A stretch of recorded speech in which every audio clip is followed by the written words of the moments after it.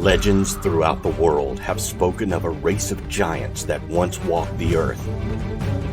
The Holy Bible speaks about the offspring of the sons of God and the daughters of man. It is believed by some that these were the Nephilim, theorized to be gigantic in nature. Arguments have risen in the theological community for centuries as to what the Nephilim were, or if they were indeed the giants that seem to be described. However, what cannot be argued is that Judeo-Christian doctrines are not the only ones to speak of a giant human species. Who were these giants that once roamed the earth?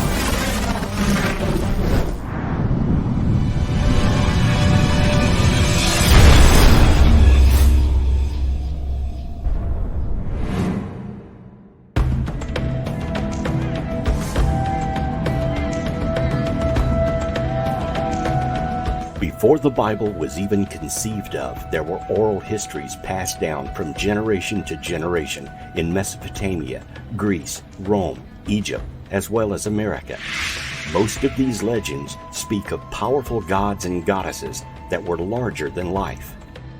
History has relegated these legends to the myth status, and they are not seen as actual historical accounts.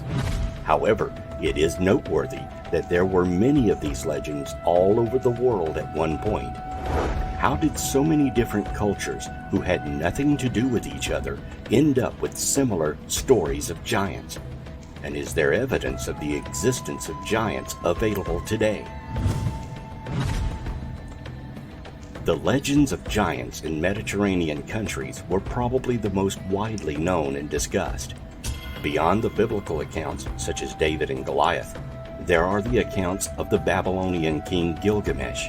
In stone tablets that have been recovered, there are images carved of Gilgamesh taking on a lion. And looking at the scale of the ancient carvings, it appears this man had to have been at least 12 to 15 feet tall, taking into consideration the size of the lion he is portrayed to have slain. Gilgamesh lived sometime between 2800 and 2500 BC. He is the main character in the Epic of Gilgamesh, a Mesopotamian poem that is considered the first great work of literature. In the epic, Gilgamesh is a demigod of superhuman strength who built the city walls of Uruk to defend his people and survive the Great Deluge. According to the Sumerian king list, Gilgamesh ruled his city for 126 years. Fragments of an epic text found in Maturin, the modern Tel Hadad, relate that at the end of his life, Gilgamesh was buried under the riverbed. It is generally accepted that Gilgamesh was a historical figure, since inscriptions have been found which confirm the historical existence of other figures associated with him, such as the Aga of Kish. If Gilgamesh was a historical king, he probably reigned in about the 26th century BC. Where did Gilgamesh come from? In the Qumran scroll known as the Book of Giants, the names of Gilgamesh and Humbaba appear as two of the antediluvian giants. Could Gilgamesh have come from Atlantis, or be a direct descendant of antediluvian kings?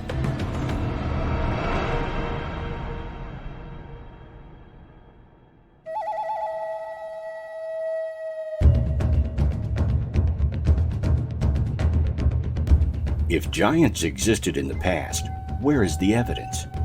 You may be surprised to find that it's been and is being discovered all over the world. Skeletal remains of giants have been discovered throughout American history and even further back. According to Native American Paiute oral history, the Sitka are a legendary tribe whose mummified remains were allegedly discovered under 4 feet of guano by guano miners in what is now known as Lovelock Cave in Lovelock, Nevada. Several of the fiber sandals found in Lovelock Cave were remarkably large, and one reported at over 15 inches in length was said to be on display at the Nevada Historical Society's museum in Reno in 1952. The Paiute tradition asserts that the Sitka people practiced cannibalism, and this may have had some basis in fact. During the 1924 excavation of the cave, a series of 3 human bones were found near the surface towards the mouth of the cave. These had been split to extract the marrow, as animal bones were split, and probably indicate cannibalism during a famine. As reported in the Nevada Review-Minor newspaper on June 19, 1931, in February and June of 1931, 2 very large skeletons were found in the Humboldt dry lake bed near Lovelock. One skeleton was 8.5 feet tall and was later described as being wrapped in a gum-covered fabric not unlike Egyptian mummies. The other was almost 10 feet tall. It was said that all the tribes of the area stood together against these giants and chased them into a cave. The giants refused to leave the safety of the cave, so the Paiutes, along with other tribes, set the cave on fire. The cave then collapsed during an earthquake, sealing the entrance shut.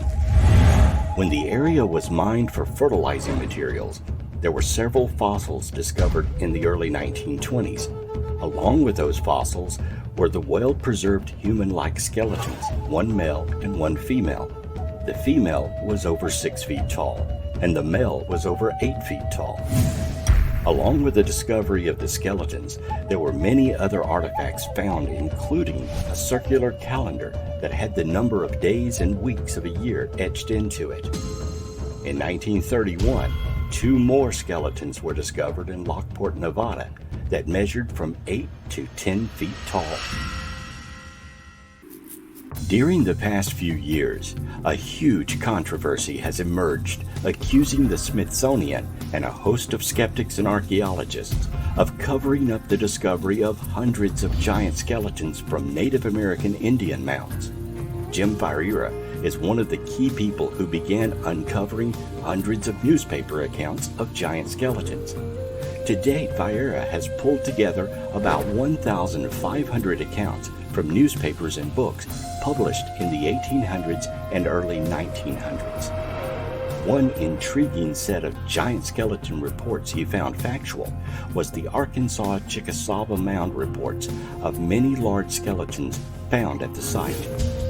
Many skeletons ranging from 8 to 9 feet in length had been found there. As late as 1976, a 7-foot-tall skeleton was found at the site. For the Smithsonian to have found skeletons that were 7 feet tall by chance alone is improbable. The height of many of the individuals entombed in ancient American mounds was far taller than the general populace, far beyond what could be explained by simple chance. Why would the Smithsonian cover up such a find? Skeptics have related that the disorder of giantism probably was the cause of many reports, but they actually cite no evidence for this assertion. It is a weak attempt to explain away and dismiss the issue. Giantism is exceedingly rare, so rare there is no actual evidential statistics for it. America has less than 100 cases of giantism recorded in its history. In fact, the overwhelming vast majority of tall people today who's reaching or approaching 7 feet do not have the disorder of giantism. The actual percentage of modern humans who reach 7 feet in height is 0.00007%. In the ancient world of America's mound builders, the percentage of the population that reached 7 feet in height would have been much lower. Skeptics claim that freezing and thawing make skeletons so big they might look like a giant. It was found to be completely wrong and baseless. Modern paleopathology texts and sources relate that buried bones that freeze can shatter, and most buried bones actually lose mass. They get smaller. There are also a host of Native American legends that were reported to ethnologists detailing a race of giants who invaded the regions where mounds were found. These giants became the leaders and priests of the tribes. Over time, these ruling people, chosen through heredity, became corrupted and were exterminated. You may be surprised at the number of giant skeletons that have been uncovered throughout modern history. There is a number of discoveries that didn't make it to mainstream historical knowledge. Large bones in stone graves in Williamson County and White County, Tennessee, were discovered in the 1800s. The average stature of these giants was 7 feet tall. Giant skeletons were found in the mid-1800s in New York State near Rutland and Rodman. In 1833, soldiers digging at Lompoc Ranchero, California, discovered a male skeleton 12 feet tall. The skeleton was surrounded by caved shells, stone axes, and other artifacts. The skeleton had double rows of upper and lower teeth. Unfortunately, this body was secretly buried because the local Indians became upset about the remains. A giant skull and vertebra were found in Wisconsin and Kansas City as well.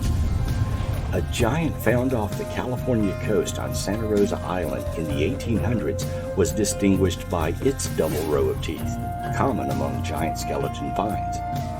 A 9-foot 8-inch skeleton was excavated from a mound near Brewersville, Indiana in 1879. Skeletons said to be of enormous dimensions were found in mounds near Zanesville, Ohio and Warren, Minnesota in the 1800s. In Clearwater, Minnesota, the skeletons of 7 giants were found in mounds. These had receding foreheads and complete double dentation, 2 rows of teeth. At La Crescent, Minnesota, mounds were found to contain giant bones. 5 miles north in Dreschbach, the bones of people over 8 feet tall were found.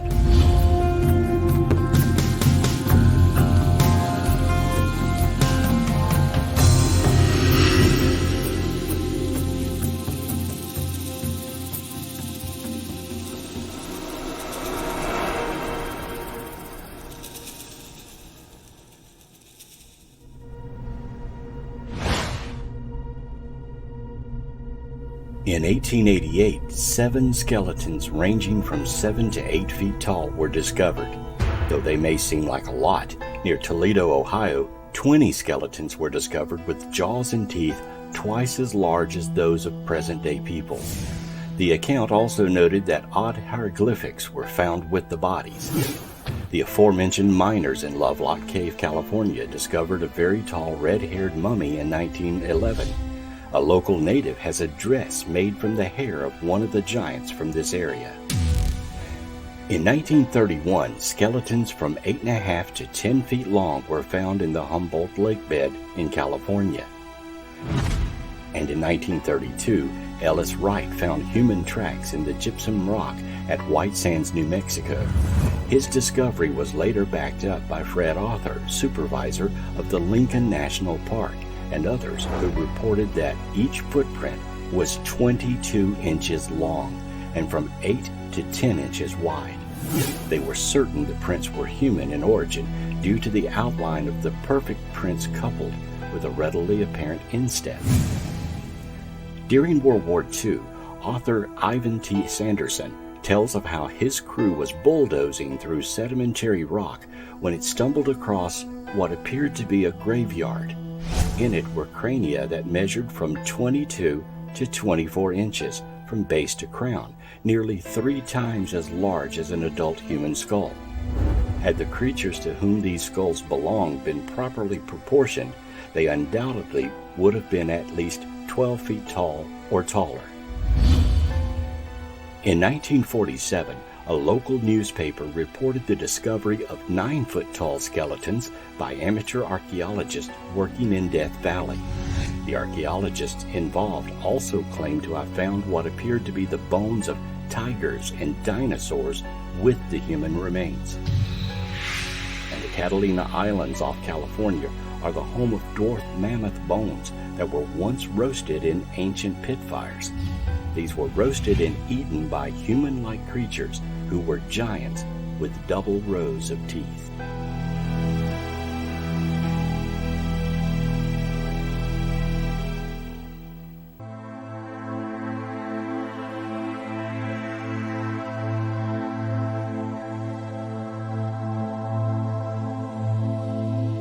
One fact that continues to surface in the discovery of giants is the reports of skulls having more than one row of teeth.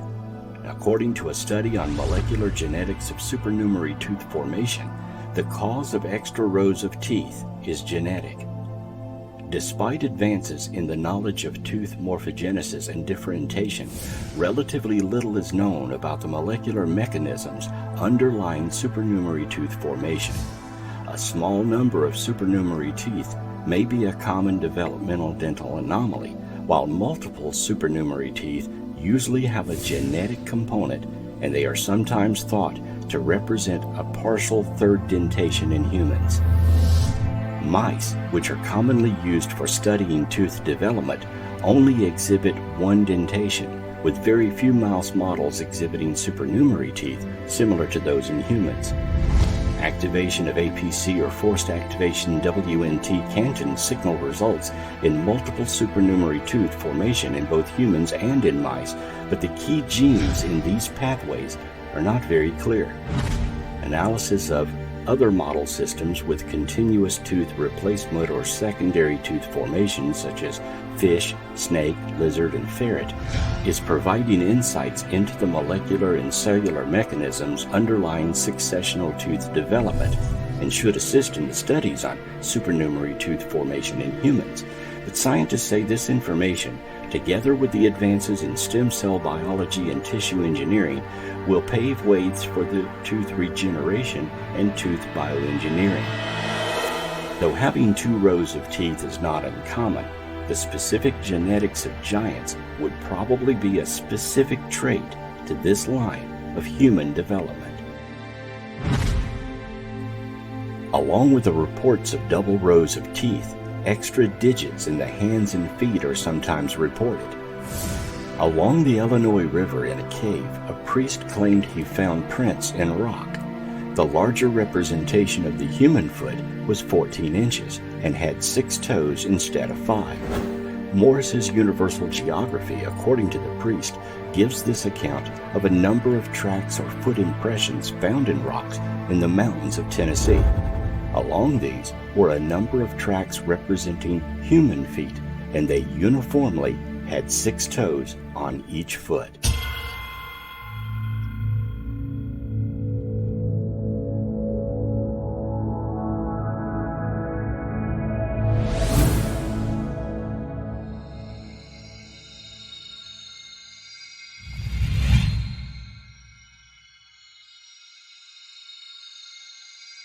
Scientists are stubbornly silent about lost races of giants, such as those found in burial mounds near Lake Devlin, Wisconsin, in May of 1912. The dig site at Lake Devlin was overseen by Beloit College, and it included more than 200 effigy mounds that proved to be classic examples of 8th century woodland culture.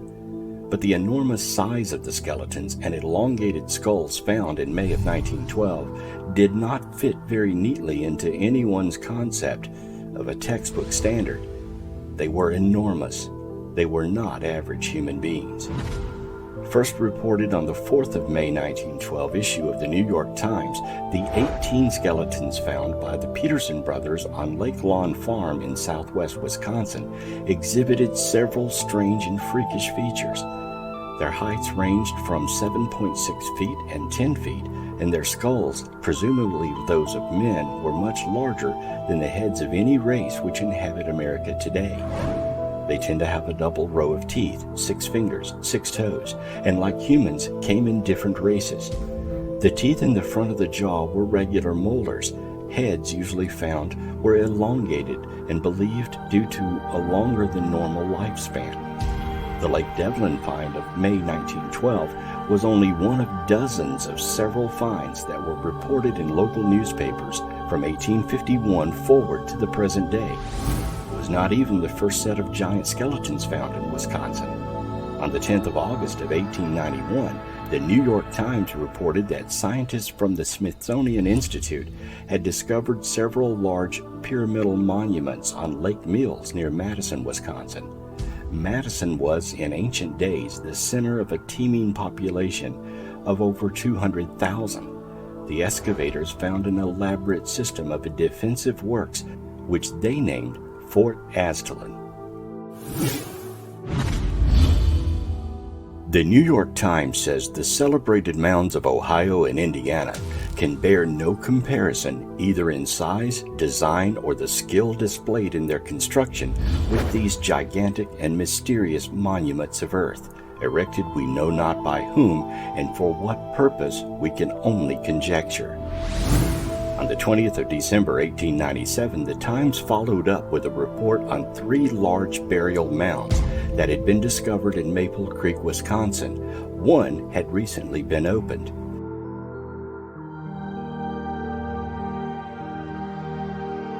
In it was found the skeleton of a man of gigantic size. The bones measured from head to foot over 9 feet and were in a fair state of preservation. The skull was as large as a half-bushel measure. Some finely tempered rods of copper and other relics were lying near the bones.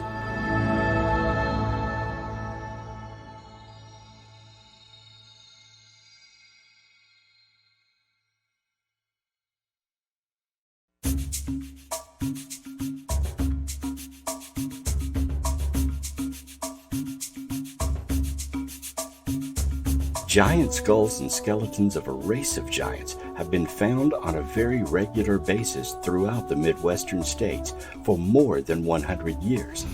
Giants have been found in Minnesota, Iowa, Illinois, Ohio, Kentucky, and New York, and their burial sites are similar to the well-known mounds of the Mound Builder people.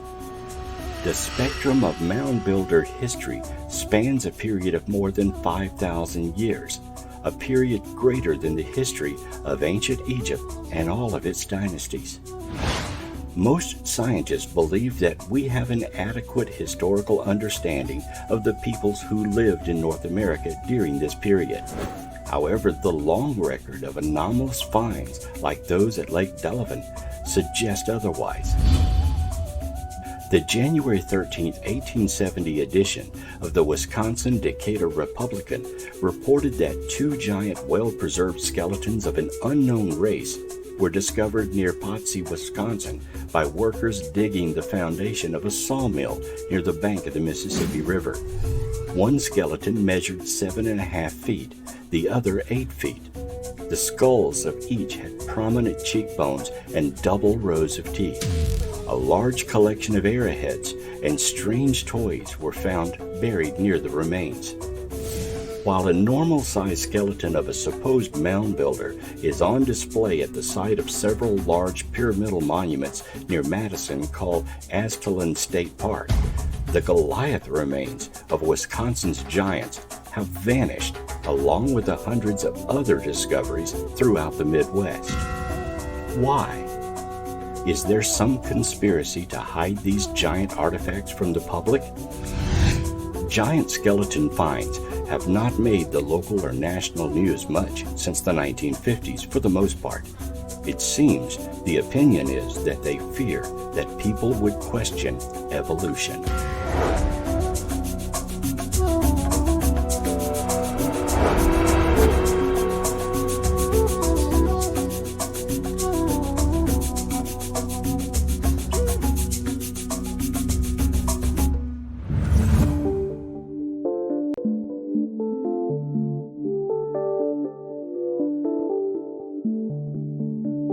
During the time of these discoveries, the Smithsonian was taking possession of nearly every giant skeleton found throughout the entire country, including the largest discovery of skeletons found in the Great Mound in Ohio. What the intent of the institution was for the giant skeletons has never been discovered, but several investigators today believe the Smithsonian was founded, at least in part, to take the skeletons and hide or destroy them, dumping some by the bargeful in the Atlantic Ocean. Why, one might ask? Some believe it was to hide the true history of the Earth, as giant skeletons were being discovered throughout the world in the late 1800s.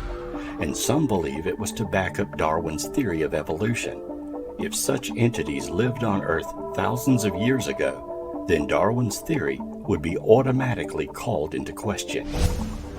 Never included in history books is the fact that every Native American tribe in America tells the same tale of having to fight and kill the giants because they were man-eaters and were decimating the native tribes.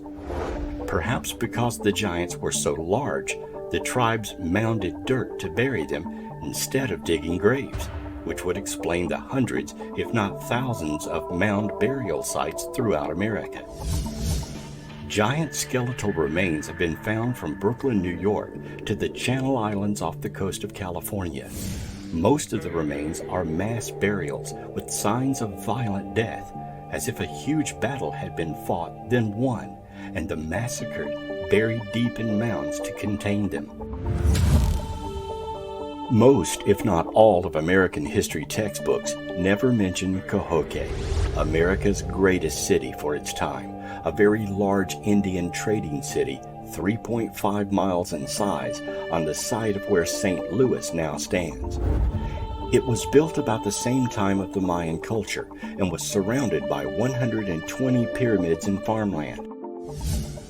At its zenith, the city had 15,000 inhabitants, which compared to Paris population-wise at the time. The city existed at the same time of the mound builders, and it is surmised that they were the ones who built Cahokia. But the mystery remains, who were the mound builders? In 1170, a mysterious fire destroyed the city when it was rebuilt. Defense walls were built and new buildings, which were all smaller and fortified. The city was never populated or as powerful following that fire. No one knows how the fire started, but the homes that burned were built with thatched roofs and were easily destroyed. Archaeologists have surmised that rebels burned the town and instituted a sun imagery that was used thereafter. But if you put the pieces of this puzzle together, you might come up with an entirely different history. Considering the tales of modern Native Americans whose cultures related stories of the giants, you can imagine that they were the ones who burned Cahokia to destroy the giants within the city. When they rebuilt, the victorious Native Americans put up defenses and built much smaller homes to live in because they were not giants like their predecessors. The homes they built were more regulated in size and did not reflect the wealth and stature that the previous larger homes of the giants displayed.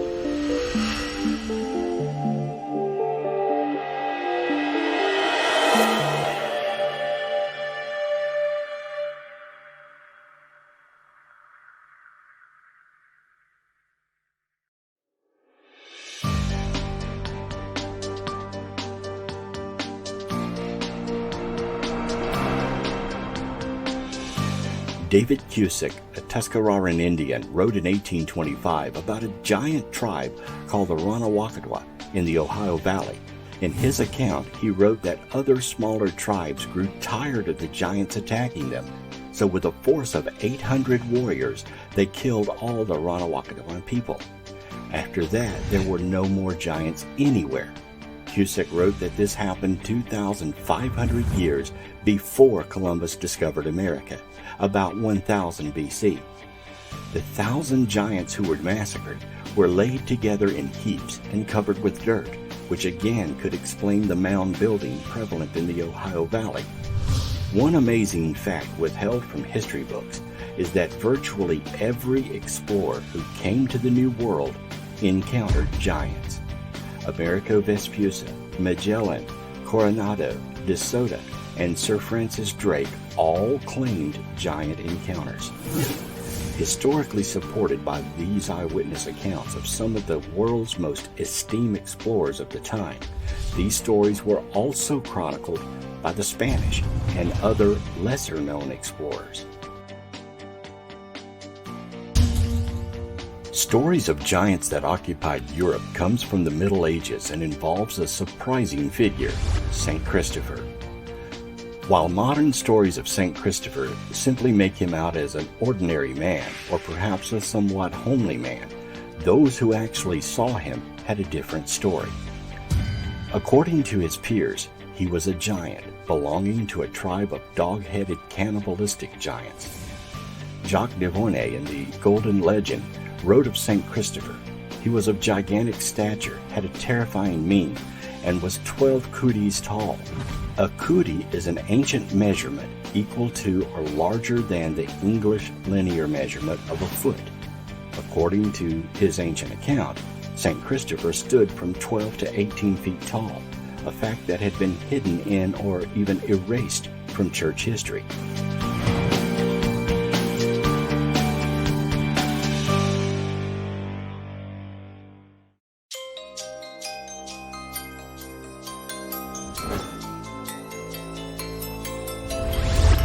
In humans, giantism is usually caused by a tumor on the pituitary gland of the brain. It causes growth of the hands, face, and feet.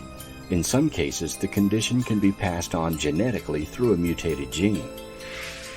Many of those who have been identified with giantism have suffered from multiple health issues involving their circulatory or skeletal system. Hypersecretion of growth hormones causes giantism in children and adults. Reports of giantism exist throughout history, with some nations and tribes taller than others. The giants of Crete are listed in various historical sources, beginning with Titan, a Greek mythological giant, and including Giantus, after whom giants and giantism are named. Rhodes is another island where giants were said to have lived, with the Colossus of Rhodes, a giant statue of a giant patron god Helios. Goliath, a giant mentioned in the Bible, was a Philistine warrior who was slain by David in a battle between the Israelites and Philistines. A member of Goliath's family is also recorded as having 6 fingers on each hand and 6 toes on each feet. The Nephilim, who are generally accepted to be giants, were the offspring of the sons of God and the daughters of men before the deluge, according to Genesis. The name is also used in reference to giants who inhabited Canaan at the time of the Israelite conquest of Canaan, according to Numbers. A similar biblical Hebrew word with different vowel sounds is used in Ezekiel to refer to dead Philistine warriors. Cotton Mather believed that fossilized leg bones and teeth discovered near Albany, New York in 1705 were the remains of Nephilim who perished in a great flood. However, paleontologists claim these are mastodon remains.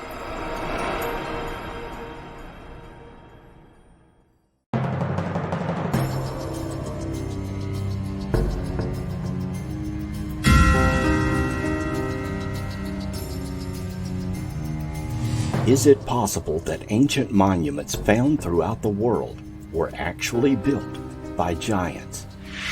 Legend tells that Stonehenge may have such origins. According to Geoffrey of Monmouth, the rocks of Stonehenge were healing rocks called the Giant's Dance, which giants had brought from Africa to Ireland for their healing properties. The 5th century king Aulus Ambrosius wished to erect a memorial to 3,000 nobles slain in battle against the Saxons and buried at Salisbury, and at Merlin's advice chose Stonehenge.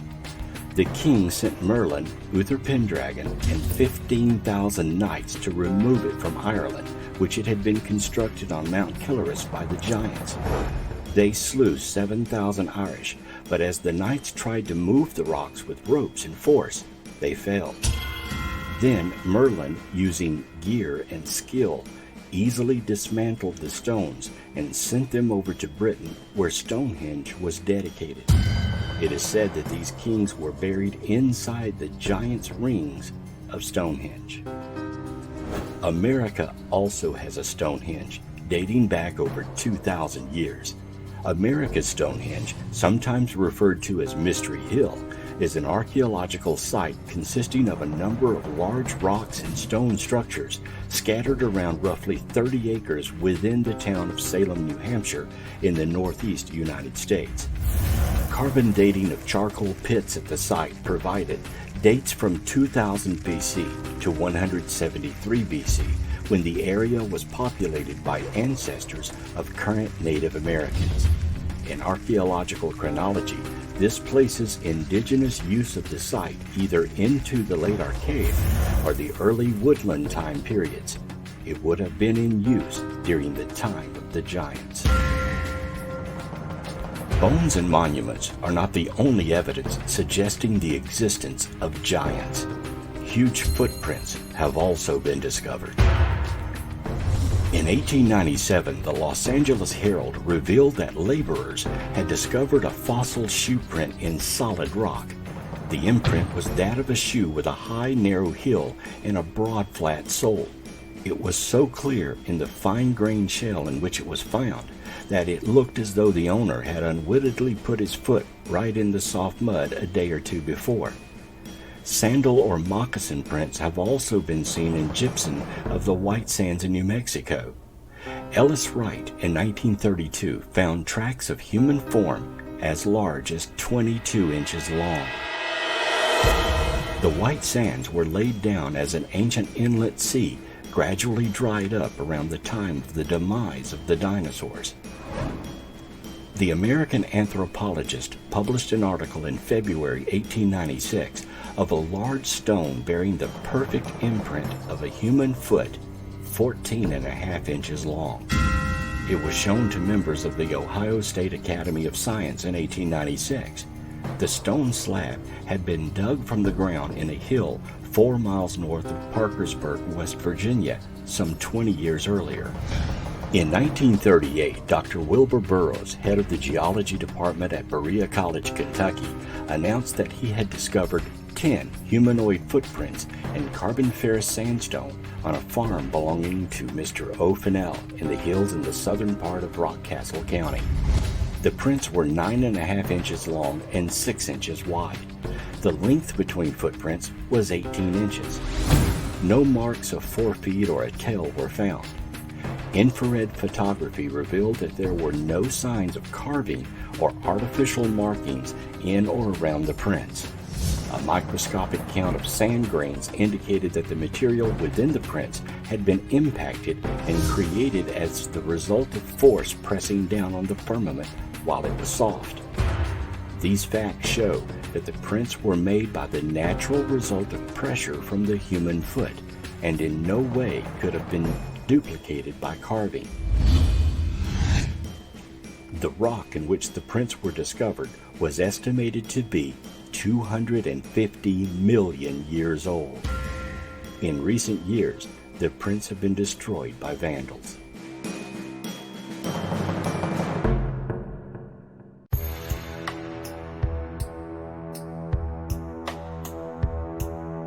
Giant tracks, seemingly made by a human being, were found by a government tracker in the Alcala Flats area of the Great White Sands, New Mexico in 1931.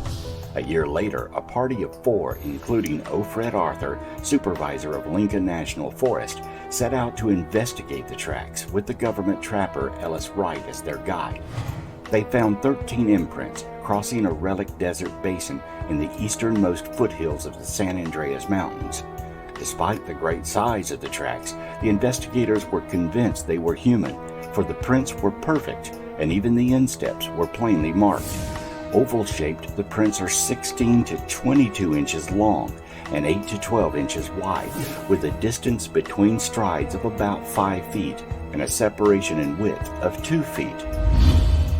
In 1882, huge footprints, strongly resembling those of a human wearing shoes, were found in a layer of sandstone in the yard of the state prison near Carson City, Nevada, during digging operations. The prints were between 18 and 20 inches long and approximately 8 inches wide. The stride was about 3 feet, and the distance between the left and right tracks, the straddle, was about 19 inches. Since the size of the prints and the age of the rock at the layer they were discovered, 2 to 3 million years old, argued against a human or even a humanoid origin, the prints were ascribed to a more acceptable origin, the tracks of a giant ground sloth. It's thought that these animals could stand upright, but only by using their tails for additional support. However, no tail track was found at this site. It was also suggested that perhaps the animal was walking on 4 feet and that its rear legs were landing exactly in the tracks left by its front feet, thereby creating the impression of a biped. But this fails to account for the fact that the tracks show no toe marks and appear to be sandals.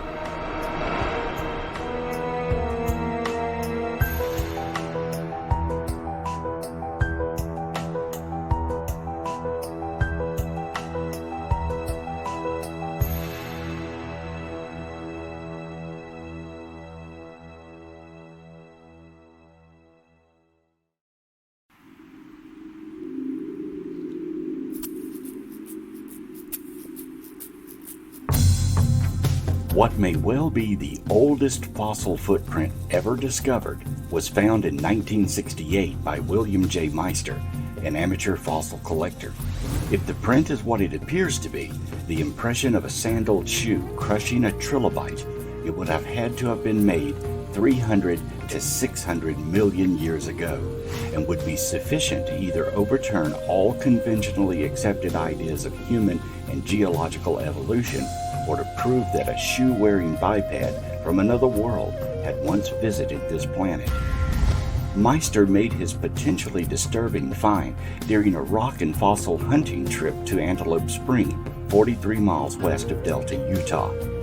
His party had already discovered several fossil trilobites when Meister split open a rock with his hammer and made the outrageous find. The rock fell open like a book, revealing on one side the footprint of a human with trilobites right in the footprint itself. The other half of the slab of the rock showed an almost perfect mold of the footprint in fossils. Amazingly, the human was wearing a sandal. Trilobites are small marine invertebrates, the relatives of today's shrimp and crabs, that flourished for over 320 million years before becoming extinct 280 million years ago.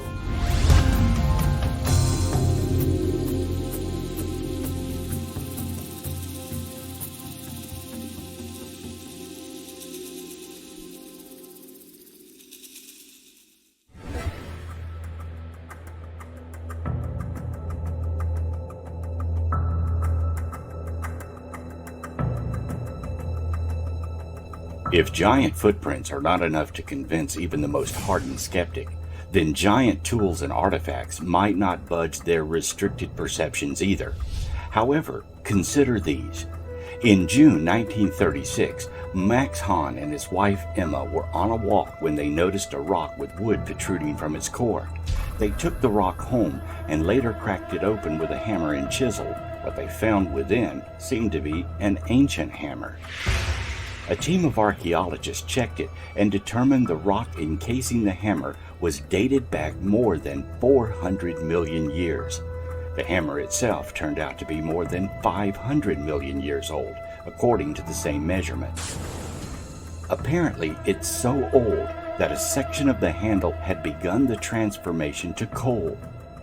The hammer's head, made of more than 96% iron, is far more pure than anything nature could have achieved without an assistance from technology.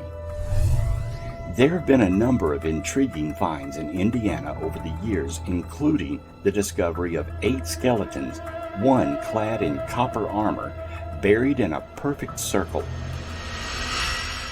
In 1888, the Logan Greys, a military group led by A.M. Jones, were conducting military exercises on a small island on Eagle Lake near Warsaw, Indiana. Under a flat stone, they discovered a hole that led to an entrance to a secret cave that was 25 feet long, 15 feet wide, and 8 feet deep. Inside was the skeleton of a 6'9" giant, buried next to a stream that led to what was called a sacred pool. In 1889, near Kewanna, standing stones were found on a mound, and underneath, another giant was unearthed. While in Whitlock, Indiana, another giant was found in association with a group buried in a seating position.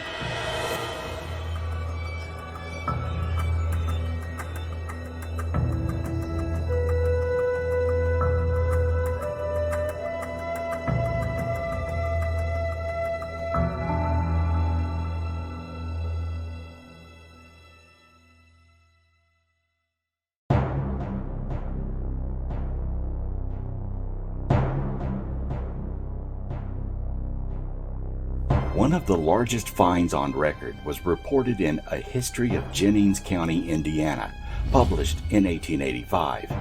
It was reported that in 1881, a 9-foot-tall skeleton was unearthed in a local mound, along with the body of a blonde-haired child. And finally, in 1912, an enormous jaw was dug up that had double rows of teeth, a unique characteristic of some giants discovered in other parts of the country as well. What is believed to be the largest Indian stone axe in existence is among the collections of the Missouri Historical Society. The axe is made of granite. It measures 28 inches in length, 14 inches in width, and 11 inches in thickness, and weighs more than 300 pounds. When found, the pointed end was embedded in a small mound of boulders and pebbles, with the body and head of the axe exposed, the whole apparently forming a shrine or altar. The axe resembles a tomahawk pipe. Its upper end or head is slightly hollowed out, and in this depression was ceremoniously placed a small quantity of tobacco. A well-beaten moccasin trail led up the incline of the eminence in which the shrine stood, indicating that the place had long been used for religious purposes. According to Chippewa tradition, the axe has been held in veneration by these Indians from time immemorial. The Guadalupe woman is a well-authenticated discovery which has been in the British Museum for over half a century. In 1812, on the coast of the French Caribbean island of Guadeloupe, a fully human skeleton was found, complete in every aspect except for the feet and head. It belonged to a woman about 5 foot 2 inches tall. What makes this of great significance is the fact that this skeleton was found inside extremely hard, very old limestone, which was part of a formation more than a mile in length. Modern geological dating places this formation at 28 million years old, which is 25 million years before modern man is supposed to have first appeared on Earth. Since such a date for a regular person does not fit evolutionary theory, you will not find Guadalupe woman mentioned in any hominid textbooks. To do so would be to disprove evolutionary dating of rock formations. When the 2-ton limestone block containing Guadalupe woman was first put on exhibit in the British Museum in 1812, it was displayed as proof of the Genesis flood. But that was 20 years before Lyell and nearly 50 years before Darwin. In 1881, the exhibit was quietly taken down to the basement and remains there to this day.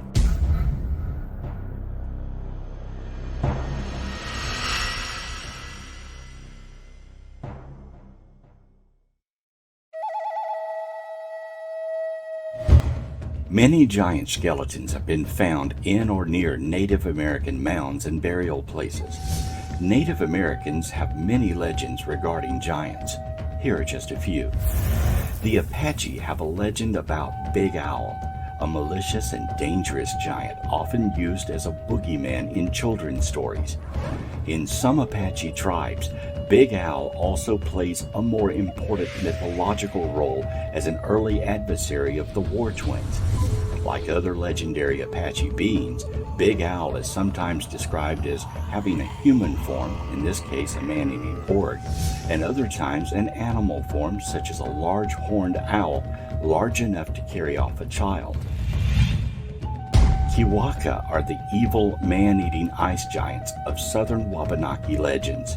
According to most legends, Kiwaka was once a human being who either became possessed by an evil spirit or committed a terrible crime, especially cannibalism or withholding food from a starving person, causing his heart to turn to ice. In some Abenaki legends, the stone giants were not transformed humans, but primordial man-eating monsters defeated by the cultured hero Glaskabi. Kalowa is a kind of hairy man-eating org from Creek mythology. Some recent Creek storytellers have translated it to gorilla. The Lofa is a malevolent org-like monster of Chickasaw folklore.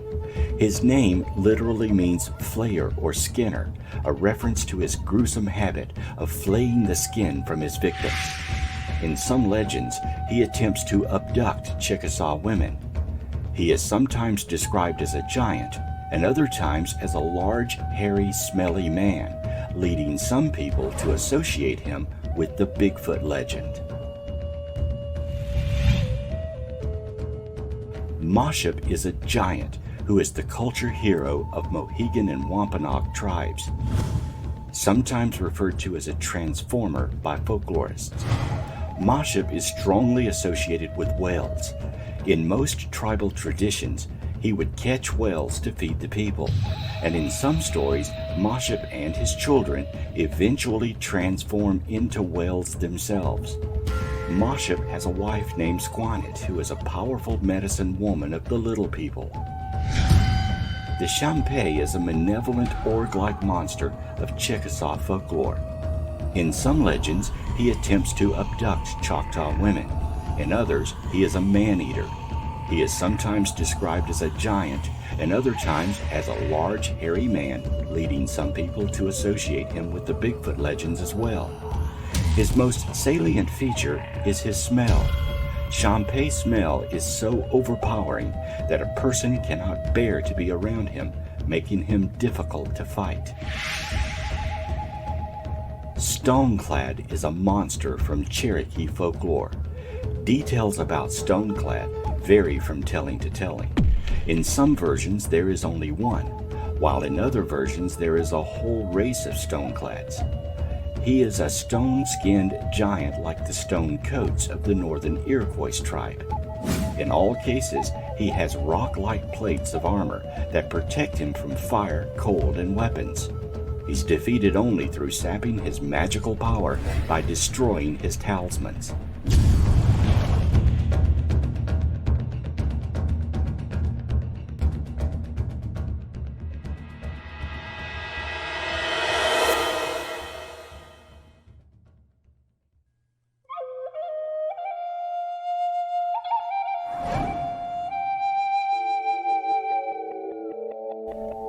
Of course, many native legends could simply be stories made up to keep children in line, but most historians will tell you that legends are usually rooted in some truth. Native Americans who encountered giants would create stories to pass the incidents down in oral tradition. With the discovery of so many giant skeletons unearthed in the United States, it would have been impossible for Native Americans to have never encountered them. There is strong evidence that Native American folklore about giants is true. 7-foot-tall skeletons have been found in burial mounds of southeast towns that were home to the ancestors of the Creek Indians. As European settlers pushed across North America, newspapers printed stories about the discovery of giant skeletons. Some were described as being normal human beings, but very tall. Others had skulls with more primitive features. The most credible stories of giant skeletons were concentrated in the Appalachians, Cumberland Plateau, and Ohio Basin. They were typically found in graves lined with stone slabs or fieldstones, known as the stone box grave culture. In 1821, 7-foot-tall skeletons in stone-lined sarcophagus were found in a White County, Tennessee burial area. Legends from Midwest tribes tell of lightly pigmented yellow or red-haired giants living around the Great Lakes or southern Canada. Occasionally, these giants traveled south into their territories. While some encounters were benign, others resulted in warfare. The Cherokees claim to have killed the last tall white Indians while still living in Kentucky and West Virginia. Western pioneers sometimes found what they assumed were giant fossilized human skeletons along exposed banks and in caves. They described these skeletons as much thicker than modern humans. Some claimed the skulls had double rows of teeth. Several Western tribes tell of past confrontations with lightly pigmented giants with either blonde or red hair. The Paiutes claim that the giants were cannibals who hunted Paiutes for food. They repeatedly attacked the giants until their numbers dwindled. The surviving giants were cornered in a cave, then either shot with arrows or asphyxiated by setting a fire at the entrance.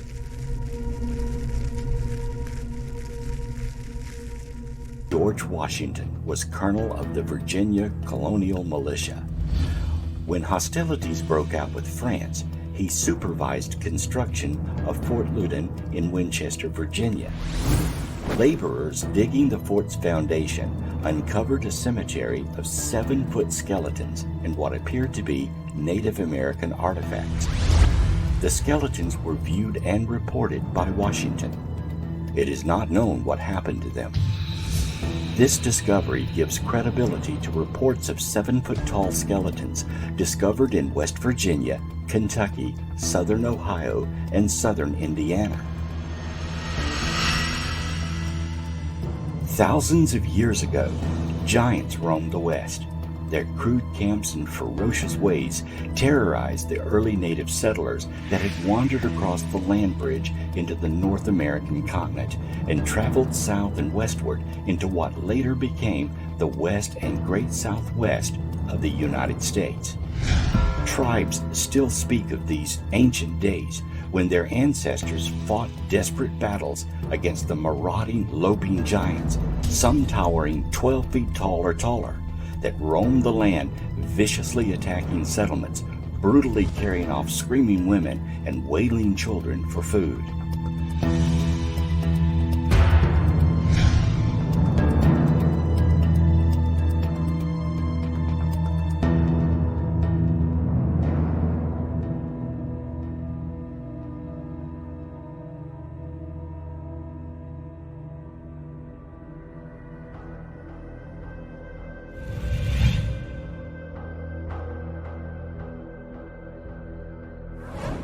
Of all the Indian mounds that exist today, most have barely been investigated. The few gigantic skeletons found in some have been dismissed or suppressed as aberrations. 10 and 12-foot humans do not fit dogmatic theories. Usually, when giant skeletons are found, they're laughed off as hoaxes. Unfortunately, orthodox science has too much to lose by investigating the mounds thoroughly. Archaeologists cannot deny that the mound builders are real. What they deny are the things sometimes discovered inside the mounds. Over the past century and a half, it's been revealed again and again that some of the mounds and the small pyramids are the burial grounds of huge men, often 8 feet or taller, that had a very sophisticated culture. Some of the giants have been found wearing intricate leather armor and have been buried with swords. One such giant was found near Spiro Mound in Oklahoma during the 1930s.